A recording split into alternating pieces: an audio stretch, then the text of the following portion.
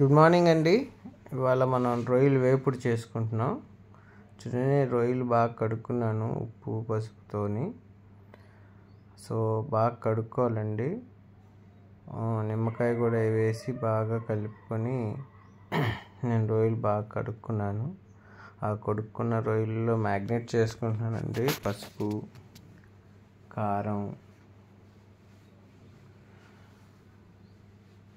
ఇంకా కొంచెం కారం 2 స్పూన్స్ కారం వేసానండి. అండ్ ఉప్పు కూడా వేసుకున్నాను. వేసుకొని తగినంత ఉప్పు, కొంచెం ఉప్పు వేసుకుందాం. మళ్ళీ వేసుకుంటాం కదండి ఉల్లిపాయలు వేసేటప్పుడు, అందుకని జస్ట్ అలా వేసుకున్నానండి.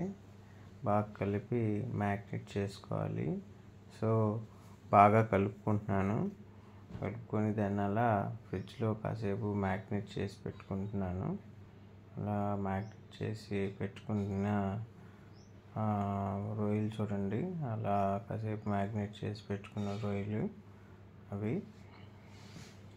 నెక్స్ట్ ఇప్పుడు మనం బాండీ పెట్టుకొని ఆయిల్ వేసుకొని మ్యాగ్నేట్ చేసి పెట్టుకున్నటువంటి ఆ రొయ్యల్ని వేసి వేపుకుందామండి.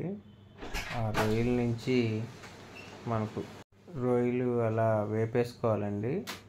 సో నీట్గా రొయ్యల్ని వేపేసుకుంటే దాంట్లోంచి నీళ్ళు కూడా వస్తాయి బయటికి.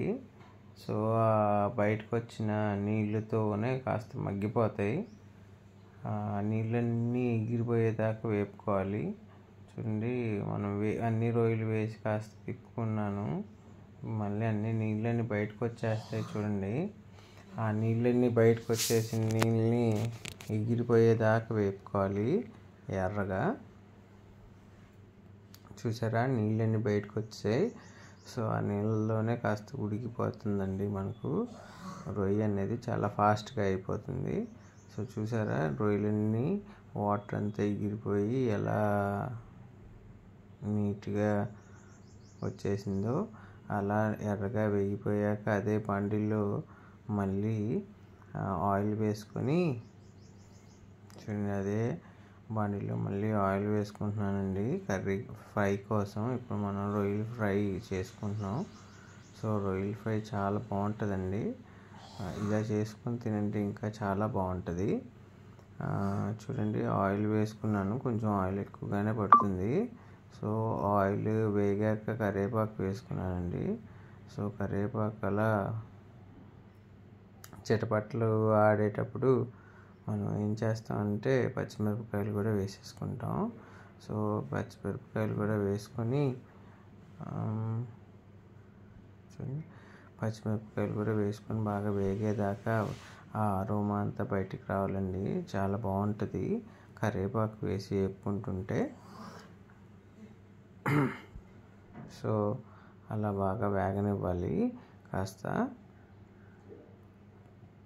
కాస్త వేగనిచ్చాక ఇప్పుడు మనం ఉల్లిపాయలు వేసేసుకుంటున్నాం. సో ఒక 4 మీడియం సైజు ఉల్లిపాయలు చాలా చిన్నగా మనం తరుక్కున్నామండి, చాప్ చేసుకున్నాం. సన్నగా చాప్ చేసుకున్నటువంటి ఆ ఉల్లిపాయల్లో బాగా వేగిపోవాలంటే ఫాస్ట్గా మనం ఉప్పు వేసుకోవాలి. నేను ఎప్పుడు గల్లుప్పు వేసుకుంటాను. అలాంటిది నేను ఫ్రై కదా, మామూలు సాల్ట్ వేసుకున్నాను. సో సాల్ట్ వేసుకోగానే కొంచెం పసుపు, మళ్ళీ కొంచెం కారం, ధనియాల పొడి, జీలకర్ర పొడులు కూడా వేసేసుకోవాలి. ఇప్పుడు నేను పసుపు, కారం వేసుకొని కాస్త వేపుకుంటున్నానండి. సో బాగా వేగాయి చూసారా, అలా పసుపే వేసుకున్నట్టున్నాను. బాగా వేగాయా? సో బాగా వేగాక అల్లం వెల్లుల్లి పేస్ట్ వేసుకున్నానండి. అల్లం వెల్లుల్లి పేస్ట్ కూడా చక్కగా అది వేగనివ్వాలి. పచ్చివాసన పోయేదాకా వేగనివ్వాలండి. సో పచ్చివాసన పోయేదాకా వేపాను. సో పచ్చివాసన పోయేదాకా బాగా వేగాక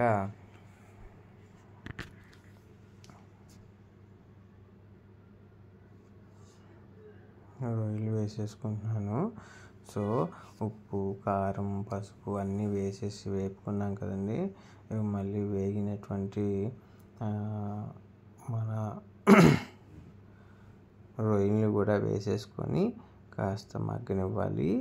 మగ్గనిస్తే చూడండి చాలా డ్రైఫుల్గా చాలా చక్కగా కుదురుతుందండి రొయ్యలు వేపుడు.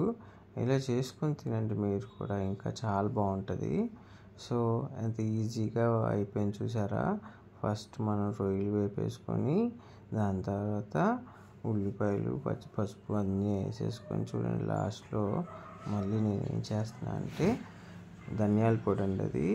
అప్పుడు పసుపు, కారం వేసాము, ఇప్పుడు ధనియాల పొడి వేసేసుకొని జీలకర్ర పొడి కూడా వేసేసుకొని ఒకసారి తిప్పేసుకుంటున్నానండి. కొంచెం ఇంకా వేసుకోవాలంటే కొంచెం గరం మసాలా పొడి కూడా వేసుకుంటే అది చాలా బాగుంటుందండి. ఆ వాసన, అరోమా చూసారా. అలా చూడండి లాస్ట్లో నేను ఏం చేశానంటే ఉప్పు చూశాను, కొంచెం ఉప్పు తగ్గినట్టుంది. ఉప్పు కొంచెం వేసుకుంటున్నాను. అలా చూసుకొని ఒకసారి వేసుకోండి, ఎందుకంటే ఒకేసారి ఎక్కువ వేసేసుకున్నా రొయ్యలు ఉప్పుతో కడిగాను కదండి, అందుకని భయం నాకు. ఉప్పు ఎక్కువ అయిపోతే తినలేము. లాస్ట్లో గరం మసాలా పొడి వేసుకుంటున్నాను. సో గరం మసాలా పొడి వేసుకొని తిప్పేసుకోండి ఒకసారి నీట్గా.